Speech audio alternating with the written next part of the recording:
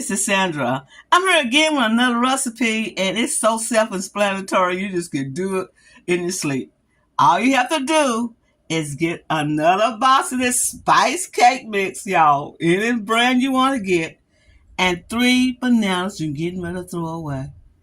I had some bananas I'm getting ready to throw away. They was dark on the outside, the skin, but inside it was pretty good. But I didn't want to eat them like that, so I decided to add them to this cake mix.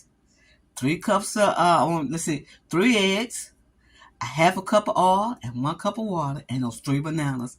And stir it up in there. Beat the bananas down a little bit before you add the cake mix and the oil and the eggs and the water. Let it cook about 40 minutes because you got that moisture in the bananas in there. Then you can add pecans with it or you can add raisins with it. And you come out with this cake. So moist, y'all. It's so moist. Look how moist that cake is. It's so moist. Moist, moist, moist. And it tastes so good. You don't have to add any more spices to it unless you want to. Come out with this. Then you get a cream cheese icing of your choice. Or you make it homemade or make it scratch. And put on top of this and cut a big piece like I did. And look at here. Ooh, it is so delicious. And little crumbs came on top of it. But hey, that made it look good.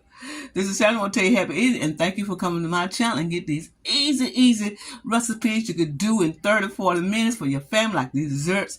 They are delicious. Go and get your spice cake mix. Any kind, any brand that you like. And don't throw those bananas away so many times. Just bake a cake with it. And you can eat it for coffee cake. You can eat it for a little snack. Take it to work. Take it wherever. It's so delicious. Like I said, this is Sandra. Thank you for coming to my channel. And thank you for being a subscriber. Thank you.